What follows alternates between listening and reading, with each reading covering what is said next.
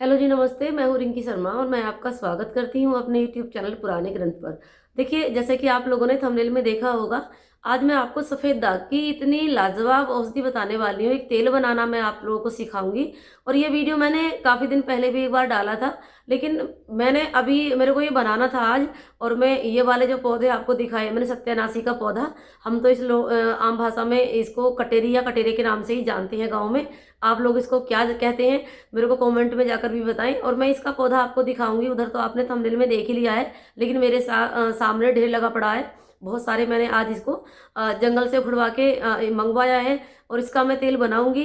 तो मैंने सोचा कि दोबारा से मैं आप सबके सामने ये वीडियो प्रस्तुत करूं, क्योंकि बहुत सारे लोग सफ़ेद दाग से परेशान हैं और जिन्होंने बहुत सारी दवाइयां सफ़ेद दाग की इधर उधर से लेप भी लगाए हैं, तेल भी लगाए हैं, खाने की भी मतलब कुछ छोड़ा ही नहीं है।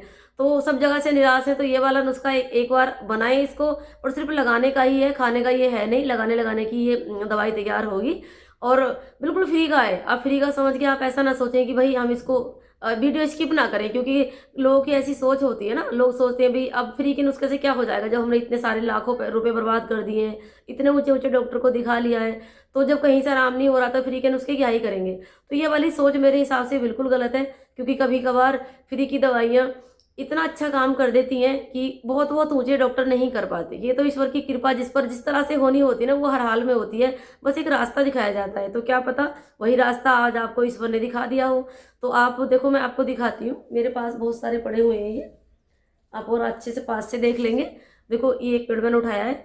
ये देखेंगे आप, बहुत कांटेदार वृक्ष है। और ये ना सर्दी के मौसम में खुद ब खुद ही उग जाता है। जैसे कि गेहूं के खेत हो गए, जौ के खेत हो गए, या कहीं भी बंजर भूमि रहती है तो उसमें ये उग जाता है अपने आप। अभी इस पर फूल नहीं है, कच्चा है, क्योंकि मेरे को कच्चा ही चाहिए। और देखो, ये दो तरह के होते हैं। इस पर थोड़े मोटे कांटे और सख्त इसके पत्ते हैं। एक ही थोड़ा सा मुलायम पत्ते का होता है और उस पर थोड़े कांटे बारीक होते हैं, वो ज्यादा नहीं चुभते हैं। तो वो वाला हमको नहीं चाहिए, हमको यही चाहिए तीखे कांटे वाला, जिनके कांटे बहुत नुकीले हों।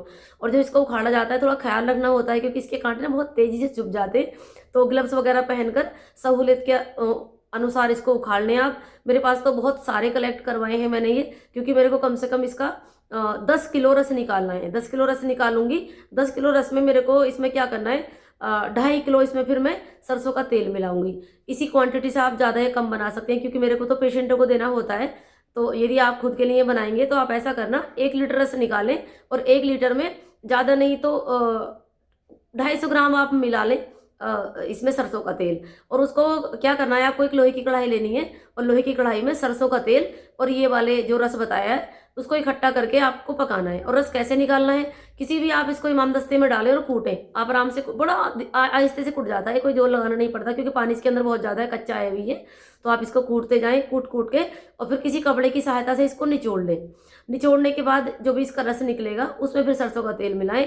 और देखो, मेरे को बाद में फिर फोन आते हैं, लोहे की कढ़ाई ही होनी चाहिए। कोई बाद में ये ना पूछे कि हमको एल्युमिनियम की चाहिए, सिल्वर की लेनी होगी, बिल्कुल भी नहीं। सिर्फ लोहे की कढ़ाई में ही इसको डालना है और लोहे की कढ़ाई में डालकर इसको धीमी धीमी आंच पर पकाएं। चूल्हे पर पकाएंगे तब भी चलेगा, आंच जो भी आपके पास, गैस हो, चूल्हा हो, मिट्टी वाला हो, ये जो भी आपके पास हो, उसमें कोई दिक्कत नहीं है, लेकिन कढ़ाई लोहे की होनी चाहिए। आप इसको चलाते जाएं और पकाते पकाते 1-1.5 घंटे में ये पूरा जल जाता है। इसका पानी सिर्फ सरसों का तेल ही बचेगा। इसको आप छलनी में छान कर और किसी भी कांच की बोतल में डालकर रख लें। एक बार का बनाया हुआ 2-3 साल भी रहेगा तो खराब नहीं होगा। बस इसमें ये जो कटेरे वाला, सॉरी, सत्यानाशी इसको बोलते हैं हम, तो मैं कटेरा बोलती हूँ, तो मेरे मुंह से कटेरा ही निकल रहा है। तो जो ये इसमें पानी पानी की मात्रा ना हो, यदि पानी नहीं रहेगा, केवल तेल ही बचेगा, तो कई साल तक भी ये खराब नहीं होता। फिर भी आप तो कम ही बनाएं अपने लिए। 1-2 महीने का आप इकट्ठा बना के रख लें और 1 महीने में इसका रिजल्ट आना शुरू हो जाता है। और ये जिनको सफ़ेद दाग होठ पर हो जाता है ना, उसको होठ पर लगाएंगे तभी भी कोई नुकसान नहीं है, आँख पर लगाएंगे तभी भी कोई नुकसान नहीं है, बॉडी के हर पार्ट में लगा सकते हैं। और होठ पर तो और ज़्यादा ही काम करता है ये, मैंने देखा। बॉडी के और अंग के हिसाब से होठ पर बहुत अच्छे से काम करता है।